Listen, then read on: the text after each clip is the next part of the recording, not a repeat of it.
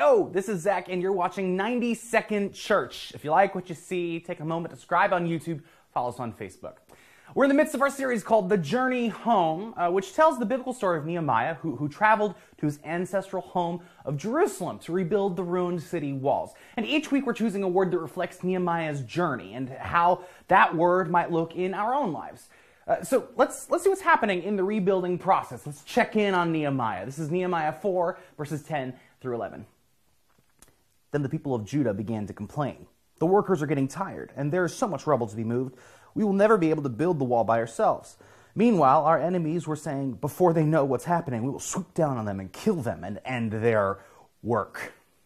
Things aren't looking too good for the workers. They're discouraged, both from the scale of the project, but also from the outside oppression. But listen to their ultimate response, which we see in verse 21. We worked early and late, from sunrise to sunset, and half the men were always on guard. Our word this week is resolve. And despite their feelings of inadequacy and their genuine fearful response to their enemies, the people continue to build and do so tirelessly. Now, it's tempting to take away from this passage that God will give you whatever you need. And this is true. When on mission, God's plan will go forward one way or another. And in fact, we even see this to some extent in this story, right? God foils the plans of the enemies and he keeps the workers safe. But here's what God doesn't do.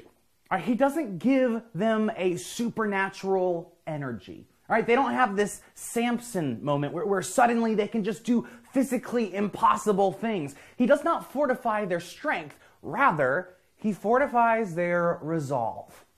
The people here know and truly understand that they are on mission. They know how important this is, and they want to be a part of what God is doing. And so, even though they are dog tired, when the sun gets up, so do they, and they work until it goes back down again. My prayer for you is firstly that you'll see the mission that God has invited you to be a part of. Whether that's here at the Crossing or somewhere else, God is calling you to be a part of what he is doing. Then, once you're on mission, I pray that God will give you a supernatural resolve, that you will never lose sight of the importance of being on mission with God. See you next time.